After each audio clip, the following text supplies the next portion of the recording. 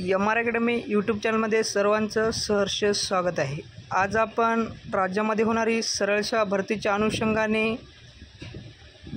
बृहन्मुंबई महानगरपालिका सहाय्यक कार्यकारी लिपिक या पदाकरता अत्यंत महत्त्वाचे प्रश्न आजच्या व्हिडिओमध्ये कव्हर करणार आहोत। तसेच राज्यामध्ये होणारी पोलीस भरती व सर्व सरळसे भरतीच्या अनुषंगाने खूपच महत्त्वाचे प्रश्न आजच्या व्हिडिओमध्ये कव्हर करणार आहोत। हा व्हिडिओ सर्वांनी शेवटपर्यंत पहा। व्हिडिओ आवडल्यास व्हिडिओला लाईक आणि एम आर अकॅडमी यूट्यूब चॅनलला नक्की सबस्क्राईब करा, कारण असे महत्त्वपूर्ण प्रश्न आपणास एम आर अकॅडमी यूट्यूब चॅनलवर नक्कीच बघावयास मिळतील। तर मित्रांनो, व्हिडिओला सुरुवात करूया। पहिला प्रश्न असा आहे, महाराष्ट्र राज्य संस्थेमध्ये कितीपेक्षा अधिक कर्मचारी असल्यास राज्य कामगार विमा योजना लागू होणार आहे? 10 ते 20 कर्मचारी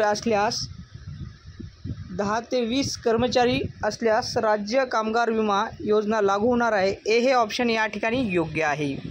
प्रश्न क्रमांक 2 नंबरचा असा आहे मित्रांनो, महाराष्ट्र राज्यातील पांदन शेतरस्ते योजनेला कोणते नाव देण्यात आले आहे?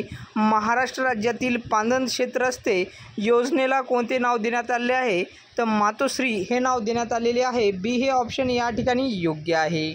प्रश्न क्रमांक 3 नंबरचा असा आहे मित्रांनो, महाराष्ट्र राज्यात कोठे बाळासाहेब ठाकरे हळद संशोधन केंद्र स्थापन करण्यात आले आहे? महाराष्ट्र राज्यात कोठे बाळासाहेब ठाकरे हळद संशोधन केंद्र स्थापन करण्यात आले आहे? या ठिकाणी मराठवाड्यातील हिंगोली या जिल्ह्यामध्ये। डी हे ऑप्शन या ठिकाणी योग्य आहे। प्रश्न क्रमांक 4 नंबरचा असा आहे मित्रांनो, देशातील एकूण परकीय गुंतवणुकीत महाराष्ट्र कितव्या क्रमांकावर आहे? देशातील एकूण परकीय गुंतवणुकीत महाराष्ट्र हा प्रथम क्रमांकावर आहे। हे ऑप्शन या ठिकाणी योग्य आहे। प्रश्न क्रमांक 5 नंबरचा असा आहे मित्रांनो, देशातील एकूण परकीय गुंतवणुकीच्या किती टक्के गुंतवणूक महाराष्ट्र राज्यात झाली आहे? तर 29% गुंतवणूक देशातील एकूण परकीय गुंतवणुकीच्या 29% गुंतवणूक आपल्या महाराष्ट्र राज्यात झाली आहे। बी हे ऑप्शन या ठिकाणी योग्य आहे। प्रश्न क्रमांक 6 नंबरचा पाहत आहोत मित्रांनो, महाराष्ट्र राज्याच्या नवीन माहिती तंत्रज्ञान धोरणात किती कोटी रुपये गुंतवणूक करण्यात येणार आहे? तर 95,000 कोटी रुपये गुंतवणूक करण्यात येणार आहे। महाराष्ट्र राज्याच्या नवीन माहिती तंत्रज्ञान धोरणात 95,000 कोटी गुंतवणूक करण्यात येणार आहे। हे ऑप्शन या ठिकाणी योग्य आहे। प्रश्न क्रमांक 7 नंबरचा असा आहे मित्रांनो, महाराष्ट्र सरकारने महात्मा फुले जन आरोग्य योजनेत विमा संरक्षणात 1.5 लाखावरून किती वाढ केली आहे? तर 1.5 लाखाहून महाराष्ट्र सरकारने महात्मा फुले जन आरोग्य विमामध्ये 5 लाख इतकी वाढ केलेली आहे। हे ऑप्शन या ठिकाणी योग्य आहे। प्रश्न क्रमांक 8 नंबरचा असा आहे मित्रांनो, हिंदू हृदयसम्राट बाळासाहेब ठाकरे आपला दवाखाना योजना अंतर्गत महाराष्ट्रात किती दवाखाने सुरू करण्यात येणार आहेत? तर या ठिकाणी 700 दवाखाने सुरू करण्यात येणार आहेत। तर डी हे ऑप्शन या ठिकाणी योग्य आहे। प्रश्न क्रमांक 9 नंबरचा असा आहे मित्रांनो, महाराष्ट्र राज्यात 2022-23 वर्षात किती किलोमीटर रस्त्याची सुधारणा पूर्ण करण्यात आली आहे? महाराष्ट्र राज्यात 2022-23 वर्षात किती किलोमीटर रस्त्याची सुधारणा पूर्ण करण्यात आली आहे? तर 3700 किलोमीटर इतक्या रस्त्याची सुधारणा पूर्ण करण्यात आलेली आहे। हे ऑप्शन या ठिकाणी योग्य आहे। प्रश्न क्रमांक या ठिकाणी आपण 10 नंबरचा पाहणार आहोत मित्रांनो, हिंदू हृदयसम्राट बाळासाहेब ठाकरे समृद्धी महामार्गाचा दुसरा टप्पा शिर्डी ते भरवीर कधी खुला करण्यात आला आहे?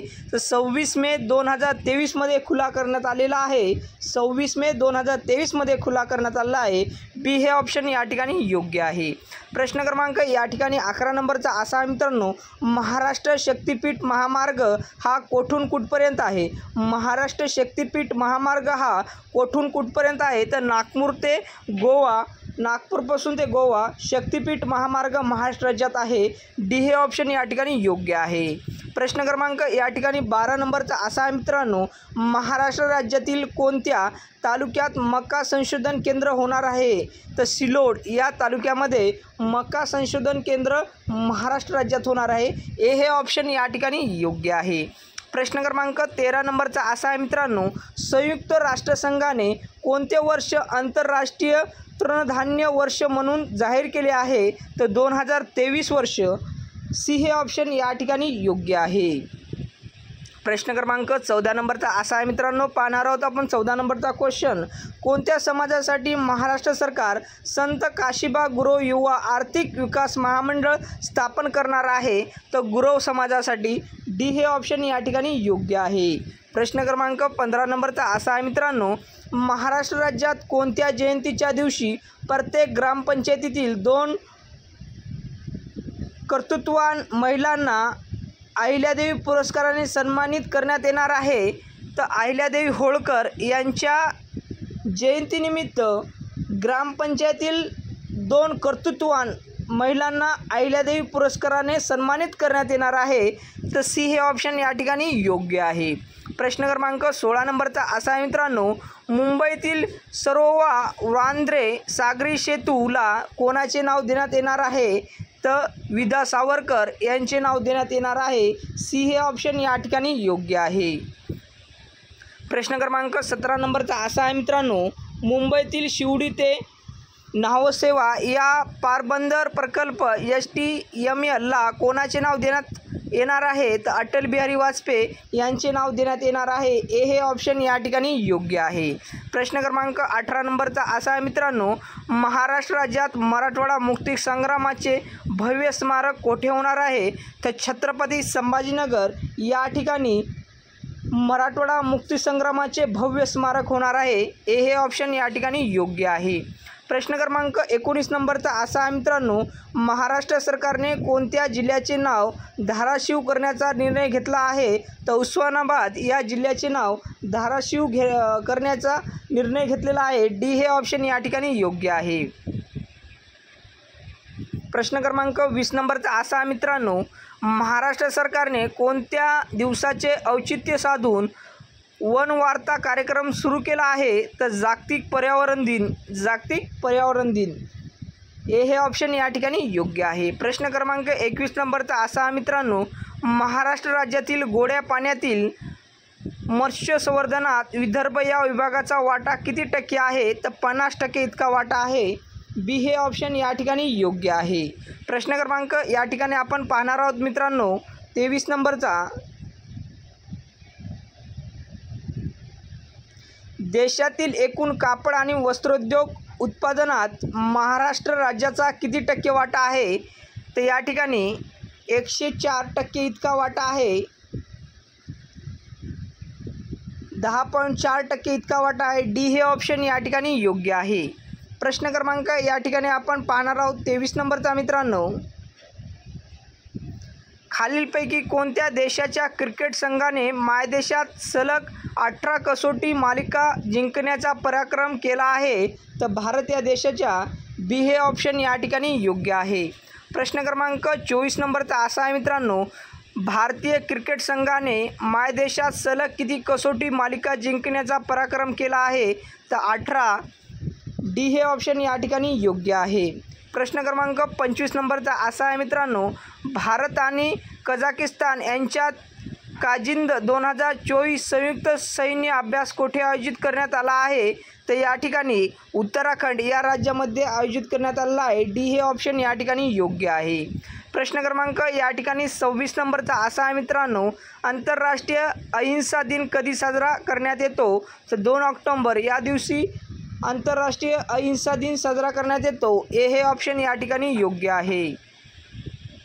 प्रश्न क्रमांक 27 नंबरचा असा आहे मित्रांनो, भारतीय हवाई दलाचा कितवा वर्धापन दिन साजरा करण्यात आला? तर 92वा. भारतीय हवाई दलाचा 92वा वर्धापन दिन साजरा करण्यात आला. डी हे ऑप्शन या ठिकाणी योग्य आहे. प्रश्न क्रमांक 28 नंबरचा असा आहे मित्रांनो, कोणत्या राज्याने मुख्यमंत्री बाल पौष्टिक आहार योजना सुरू केली आहे? तर हिमाचल प्रदेश या राज्याच्या. बी हे ऑप्शन या ठिकाणी योग्य आहे. प्रश्न क्रमांक 29 नंबरचा असा आहे मित्रांनो, पंतप्रधान नरेंद्र मोदी 23 ऑगस्ट रोजी कोणत्या देशाचा दौरा करणार आहेत? तर युक्रेन या देशाचा दौरा करणार आहे. डी हे ऑप्शन या ठिकाणी योग्य आहे. प्रश्न क्रमांक 30 नंबरचा असा आहे मित्रांनो, भारताची डिजिटल पेमेंट प्रणाली UPI कोणत्या देशाच्या पेनेटशी जोडण्यात येणार आहे? तर मंगोलिया या देशाच्या डी हे ऑप्शन या ठिकाणी योग्य आहे.